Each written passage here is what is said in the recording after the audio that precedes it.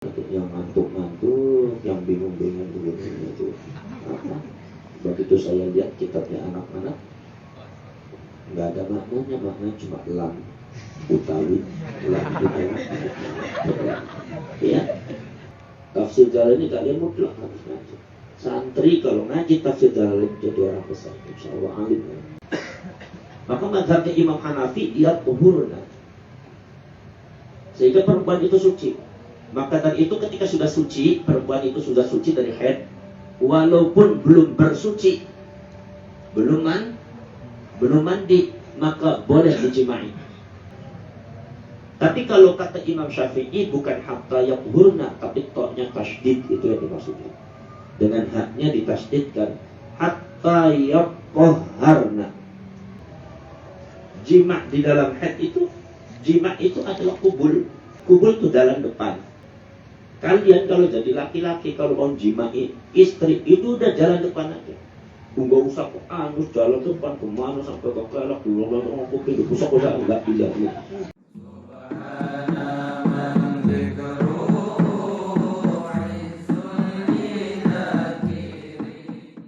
Al-Fatihah.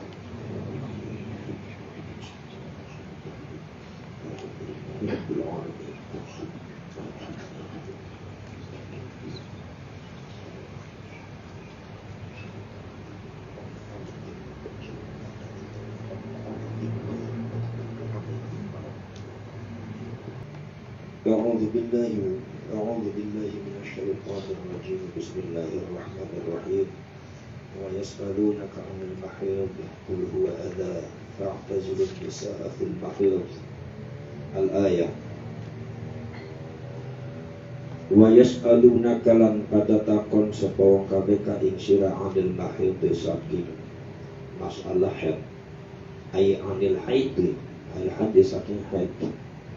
Au makanihi atau panggonane haid madza ing apa yaf'alu yuf'alu kang diagawe kang dilakokaken apa ma binisai wadon binisai wong wadon fi ing dalem haid. Kulo ngucape sira Muhammad wa utawi haid iku adzan kotoran, qadarun tegese kotoran.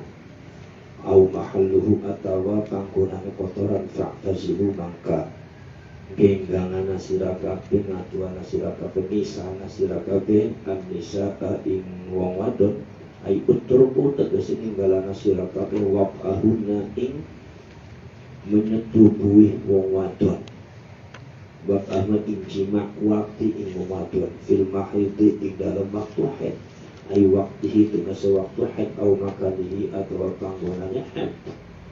Wala taqrabuhunna lan aja pada marak-marak sapa sira kabeh ini sabil jima'i kelawan jima itu bersetubuh hatta yathurna sehingga pada suci sapa si nisa disukunat ta'i kelawan sukunat ta'i yathurna wa tasdidiha lan kalawan nasdida untuk wal hailanha yaitu atau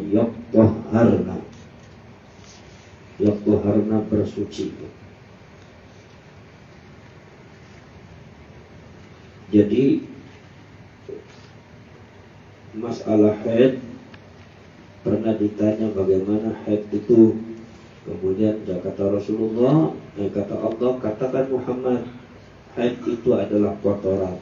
Memang orang Arab zaman dulu juga sudah mulai mengenal bakat fitrahnya manusia. Semua kalau ada perempuan lagi haid, baik itu orang Islam non-Islam ataupun orang itu belum mengenal agama, itu mereka secara fitrah sudah terasa bahwa haid itu kotoran. Sehingga di beberapa negara termasuk negara Eropa dan Roma itu cuma beda-beda menghadapinya. Kalau seumpama ada perempuan haid itu, istrinya haid itu nggak dihubungi, nggak disetubui. Nah itu cuma beda-beda menghadapinya. Kalau Islam cukup jangan disetubui. Jangan setubuh. Kalau selain bersetubuh nggak apa-apa. Seumpama asal zakarnya jangan dimasukkan dalam farji. Kalau selain zakarnya berhubungan farji, mau kemana silakan dengan cara itu. Tapi kalau zakar di farji jangan. Apa sebab? Sebab itu kotoran. Makanya kata Rasulullah pernah ditanya, ya Rasulullah, ini istri saya haid ya Rasulullah, tapi saya bagaimana ya Rasulullah? Saya itu kan nafsunya besar, nafsu seksualitasnya besar. Kalau istri saya haid, apalagi 1 minggu, waduh, saya berarti nganggur total kalau bisa. Wah, saya nggak bisa ya Rasulullah. Bisa-bisa saya melihat kuda aja cantik semua nanti. Saya takut nyasar kemana-mana ya Rasulullah. Jadi terjadi fitnah. Kata Rasulullah, coba kalian pakailah sarung. Jadi harus di sarung aja, ya, sementara ini apa sarung aja. Ya rasain aja lah kesal-kesal saya sementara seminggu itu. Kenapa? Karena kotoran. Jadi kalau seumpama perempuan itu mengeluarkan haid, itu berarti arti mengeluarkan kotoran. Kalau negara yang lain beda lagi. Ada yang perempuannya sampai di penjara. Di penjara masukin kamar, gak boleh keluar sampai 1 minggu sampai selesai. Ada lagi ya orang Jepang itu dan orang Cina itu, kalau perempuan itu dibuang di alas. Jadi beda-beda. Tapi kalau Islam nggak seperti itu caranya. Artinya apa? Bahwa haid itu ada, kotoran itu adalah merupakan fitrah manusia. Maka ketika ada di antara manusia menganggap bahwa haid itu bukan ada, bukan kotoran, itu artinya manusia itu nggak normal karena fitrahnya tidak jalan. Paham tidak? Nah itu ada. Maka ketika kotoran keluar, darah kotor keluar, maka perempuan itu condong lebih sehat daripada laki-laki. Condong lebih sehat. Jangan katakan bahwa laki-laki itu lebih kuat daripada perempuan, salah. Perempuan lebih kuat daripada laki-laki. Ya. Nanti kalian rasakan. Memang kalau perempuan itu tenaganya nggak kuat gitu. Jadi ibaratnya tuh seset lah. Sesetnya kan cuma 1000 cc. Cuma ini mobilnya Mercy. Jadi dibawa sampai ke ujung Banyuwangi pun ya kuat, bolak-balik nggak bakal rusak. Tapi ya memang cc-nya 1000. Kalau di atas 1000 nggak kuat. Tapi kalau laki-laki itu ibaratnya mobil Cina, tapi cc-nya 3000, tapi dibawa ke Semarang aja udah burak rantak udah. Bolak-balik, memang tenaganya kuat, 3500 cc, tenaganya kuat, tetapi rusak. Bolak-balik Semarang aja rusak tenaga Banyuwangi. Kalau perempuan itu dikasih kapasitas oleh Allah itu adalah 1000 cc. Tapi kekuatan itu sampai Banyuwangi. Perempuan itu tenaganya kecil, tapi kuat sekali. Nanti kalian bisa rasakan kalau kalian punya istri. Kalian jalan-jalan ke mall bersama istri. Wah, itu kita udah capek. Itu perempuan mutar. Itu mutar. Itu kalau semuanya dihitung tawaf Ka'bah itu berapa kali? Itu udah 9 kali tawaf. Tapi subhanallah kuat perempuan. Coba saja. Bangun pagi, setelah pagi kerja lagi, nyapu dia kerja lagi ke kantor, kerja di pasar, bangun balik ke rumah, mengakui anaknya, disusuin apa anaknya, nyusuin anak, bengi sing disusui bapaknya gitu. Ya Allah, ini kerjanya lembur luar biasa. Tapi perempuan itu biasa-biasa aja, nggak ada yang sakit.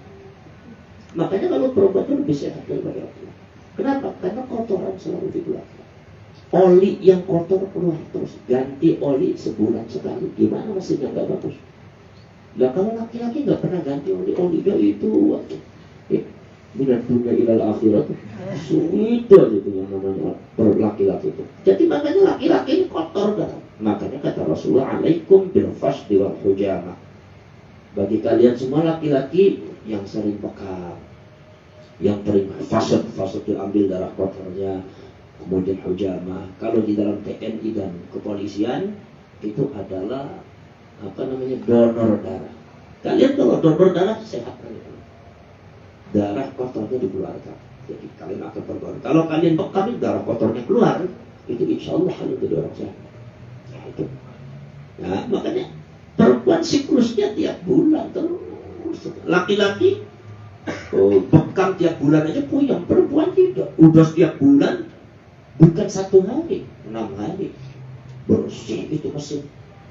Makanya perempuan itu banyak sehat. Dan di dunia ini perempuan itu lebih panjang umurnya daripada laki-laki. Makanya Rasulullah menyitir dengan dahulu. Ya, nanti jumlah perempuan itu 50 kali lipat lebih daripada laki-laki.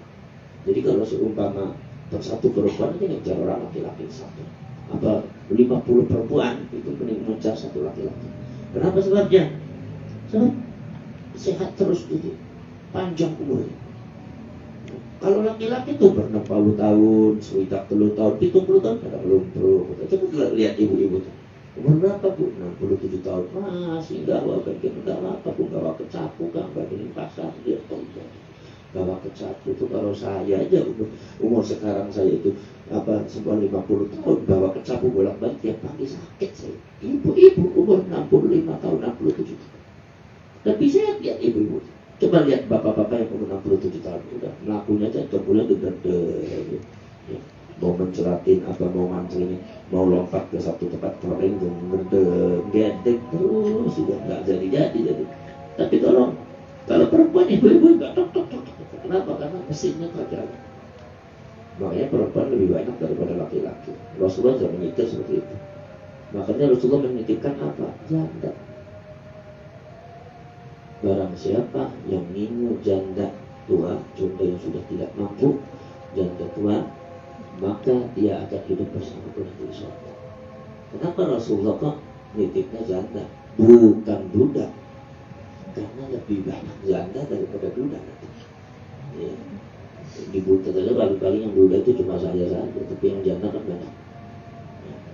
Dan perempuan itu, makanya karena perempuan itu orangnya sehat, cara berpikirnya sehat, terus kenapa perempuan kok harus dikeluarkan head darah kotor?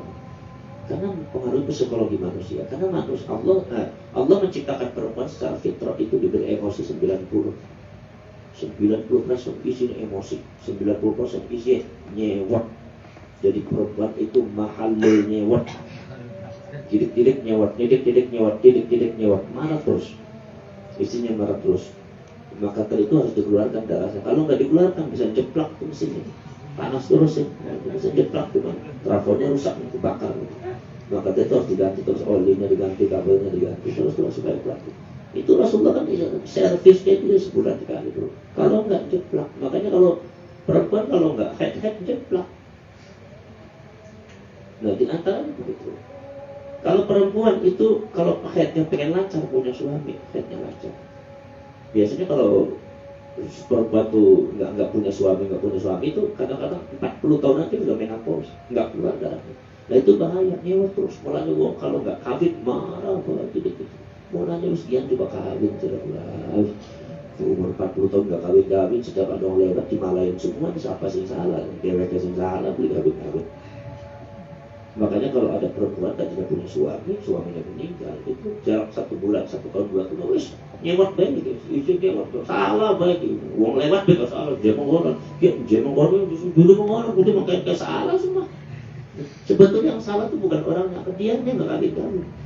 Makanya sih ke jalan Uwais nanya, iya habis kawin mana mobil tuh beres, habis kawin itu lima beres seminggu udah senyum belah, waduh,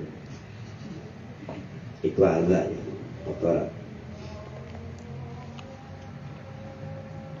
Kalau maka wala taqrabuhunna hatta yaqhurna. Maka jangan kalian dekati perempuan itu sehingga dia suci. Maka mazhabnya Imam Hanafi dia tuhurna. Sehingga perempuan itu suci.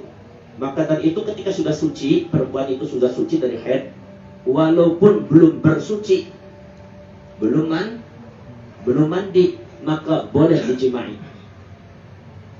Mazhab Hanafi boleh dijimai. Jadi kalau perempuan itu asal sudah suci dari haid, walaupun belum mandi, boleh dijimai. Tapi kalau kata Imam Syafi'i bukan hatta yaqhurna, tapi toknya tasydid, itu yang dimaksudnya. Dengan haknya ditasydidkan hatta yaqharna. Yaqharna itu asalnya yataqhar. Asalnya dari taqhara, yataqharu. Yataqharna,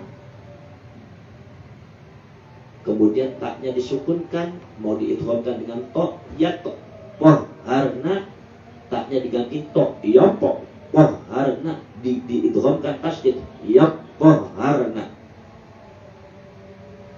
Artinya apa? Sehingga perempuan itu sudah bersuci. Sehingga perempuan itu bersuci. Jadi artinya jangan kalian dekati sehingga perempuan itu bersuci dulu. Nah, Imam Syafi'i mengatakan bahwasanya perempuan itu ketika sudah suci haid itu masih tidak boleh dijimai sebelum dia itu mandi. Jadi mandi dulu baru boleh. Paham tak? Ini beda antara yathurna dengan yatahhar.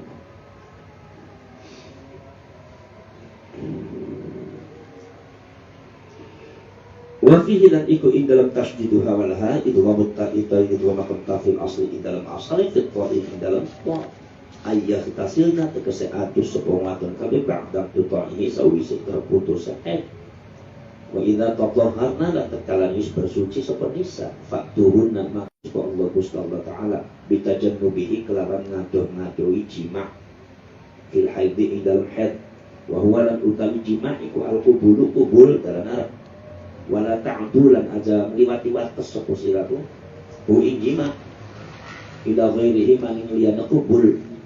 Inna Allah subhanahu wa ta'ala yuhibbu temen sapa Gusti Allah ayyusibu tegese ngupai ganjaran sapa Gusti Allah wa yukrimu lan mulyakaken sapa Gusti Allah at-tawwabina ing pira-pira wong kang tobat-tobat kabeh minal dzunubi saking pira-pira dosa wa yuhibbu lan temen sapa Gusti Allah al-mutatahhirina ing wong kang bersuci kabeh minal aqdari saking pira-pira kotoran. Gimana? Maka Imam Syafi'i membacanya yatahharna karena sini yuhibbul mutatahhirin bersuci. Orang yang Allah suka orang bersuci berarti kan yatahharna bukan yathurna. Ada lagi yang macam yathurunna itu. Tapi konteksnya apa? Ya suci dari haid. Jadi artinya sebelum mandi boleh dijima. Kalau Imam Syafi'i tidak. Mandi dulu. Karena bacanya yatahharna asalnya yatatahharna tatahhara yatatahharu fahuwa mutatahhirun makanya yuhibbul mutatahhirin. Maka inilah kecerdasan Imam Syafi'i bacanya. Hari harus bersuci dulu kalau kalian mazhab Syafi'i. Kemudian di sini ada fala ta'duni namanya haid. Jima' di dalam haid itu, jima' itu adalah kubul. Kalau kalian itu kubul itu dalam depan, vaginanya perempuan. Kalian kalau jadi laki-laki kalau mau jima'i istri itu udah jalan depan aja. Enggak usah ke anus jalan depan kemana sampai ke kelak dulu ngomong usah enggak tidak gitu kan. Enggak boleh seperti itu, enggak boleh kalau takdu, tidak boleh apa? Tidak boleh keterlaluan, tidak boleh melawan batas, tidak boleh nuruti nafsu sama. Udah untuk kubur aja cukup sunnah itu. Itu gudang daripada semuanya. Jadi itu kalian kalau semua balik kubur mau depan, belakang, samping, mau ngurus, silakan kalian. Tapi jangan ditubur. Paham tak? Itu sudah tidak bagus. Akan merusak, akan bukan penyakit karena bukan tempatnya. Kalian sambal ditaruh di mata, ya sakit. Jangan, kasihan perempuan. Ini kalian harus jadi laki-laki. Jadi bagaimana? Kalian kubur aja dalam depan. Kalau semua kalian baru mau apa namanya? Kalau semua jimat itu di jalan depan, kubur itu mau dari depan, mau dari samping, mau berdiri, mau tidur, mau dari belakang, silakan. Min haitsu amarukum kailan nisaukum harthul lakum fa'tu harthakum anna syi'tum. Kalian bisa kumpul itu isi dengan cara kalian bagaimana? Asal dikubur. Paham tidak? Nah itu. Ini untuk ngawali saja. Insyaallah nanti malam mulai dibaca lagi. Saya kemarin masih semalam rencananya semalam tuh mau ngaji mulai, tapi saya belum bisa mulai karena kemarin saya habis vaksin tensinya naik, baru itu saya nggak bisa ngaji kadang-kadang. Alhamdulillah sekarang sudah mulai itu. Mudah-mudahan nanti malam nanti bisa ngaji ya. Nanti biasa ngaji jam 1 saya mulai. Jam 1 atau jam 1 saya mulai, biasa selesai jam 2:30 atau jam 3. Nanti pembacaan kitab Tafsir Jalalain tidak akan saya baca seperti dulu. Dulu saya baca Tafsir Jalalain itu 1 juz itu 20 hari.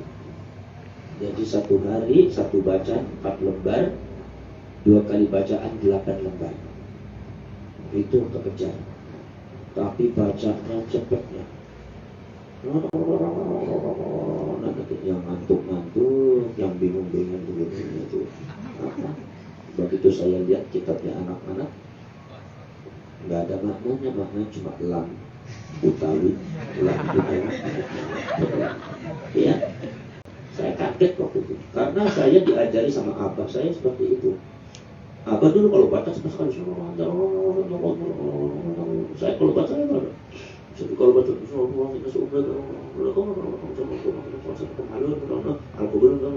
dari menjar terus sampai 4 lembar. Tapi saya kaget ketika saya itu melihat tafsir Jalalnya anak-anak. Itu dilihat, ya Allah kok kosong, belum gak ada itu. Udah kosong, maknanya cuma lam aja, lam kok banget lam. Ada agak panjang, utawi ada panjang. Ada utawi, lam. Akhirnya saya berpikir, ini kalau begini terus akhirnya nggak bisa. Saya punya cita-cita pembelajaran tafsir, ya. Nanti maka sejak itu saya robah. Mulai besok saya robah, bacanya tidak cepat, bacanya cuma 1 lembar aja atau satu kaca. Yang penting saya jelaskan. Sebab apa? Di situ ilmu dapat. Daripada cepat-cepat nanti dia mengajar dia 1 juz, dia bisa itu 20 hari. Tapi kalian itu ilmunya cuma ilmu lam aja, lam utawi itu sangat merugikan sekali. Itulah makanya saya langsung matur ke abah saya. Mulai sekarang saya mungkin caranya tidak sama dengan abah, sebab barangkali dari Sunan Gunung Jatinya seperti itu.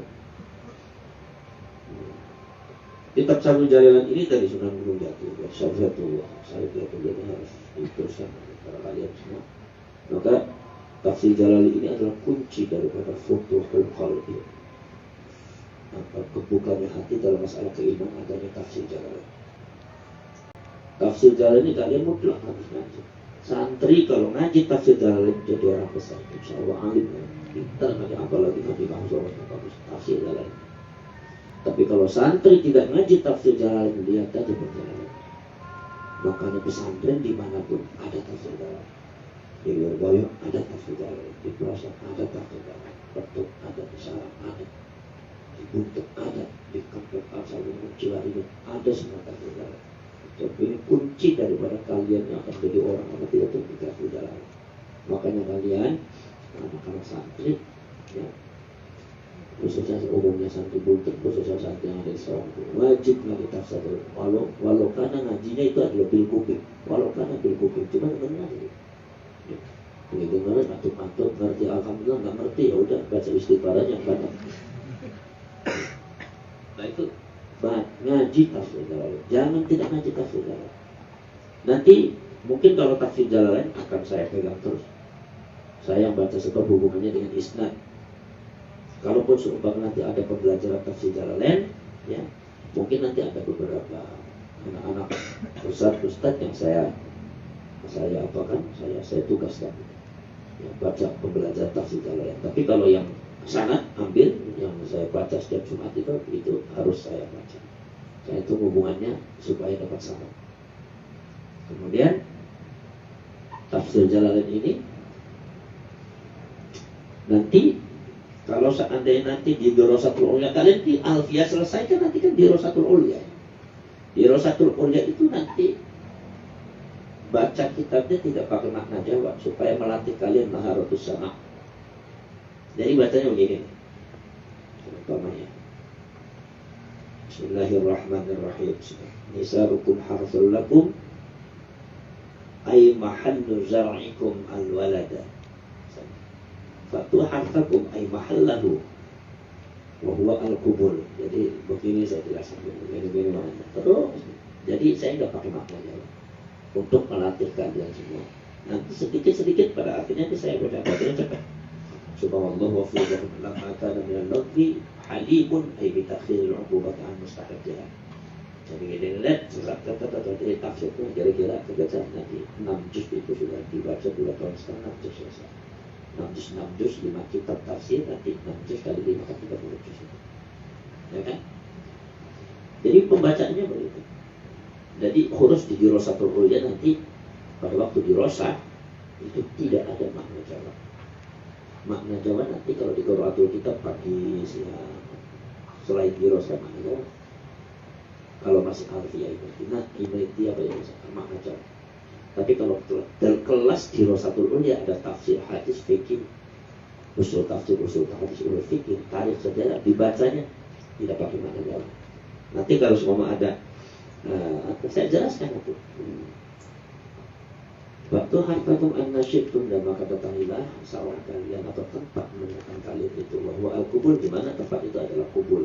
An-nasyidtum bagaimana kaifasyidtum bagaimana pun kalian hendak demikian waktu yang mau kalian berdiri mau itu maju kembali madu wa ibar bongkot nazar rotan yaqul yahud ini ayat ini turun untuk menolak tuh orang Yahudi man ata ibratahu fi qubuliha min jati diburi aja al-walu ahwal bahwasanya ada kalau supaya orang menjimai istrinya dari kubulnya tetapi dari jalan belakang dan lewat belakang waktu itu makanya akan jelek. Ini dahulu orang Yahudi ya.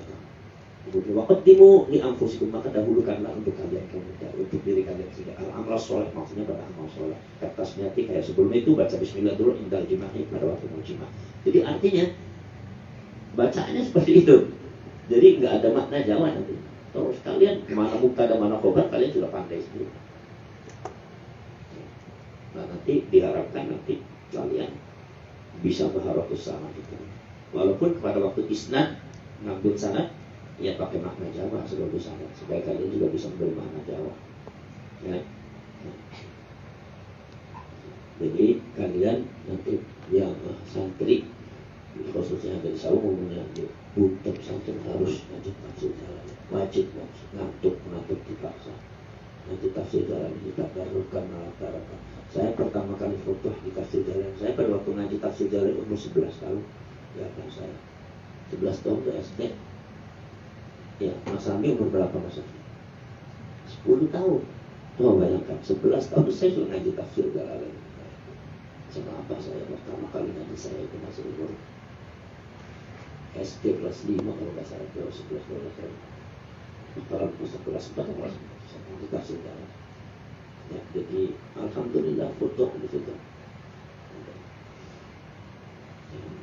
nanti insya Allah ini baru pembukaan saja nanti dibaca sampai tanggal 20 Ramadan dapatnya seberapa nanti ketika itu ada yang ngajar-ngajari ya ngajar-ngajarnya itu dibatasi oleh kalian nanti tahun depan terus nanti kalau sudah selesai lah khataman. Jadi ada pasaran, isnad pasaran, ada isnad setiap malam, setiap hari Jumat itu beda. Kalau setiap hari Jumat itu aja apa nama isnadnya ambil sanad untuk usul anak-anak di sini. Ya Jumat itu lah. Yang apa ajen-ajenannya menarik setiap hari Jumat. Ya Allah alam Al-Fatihah.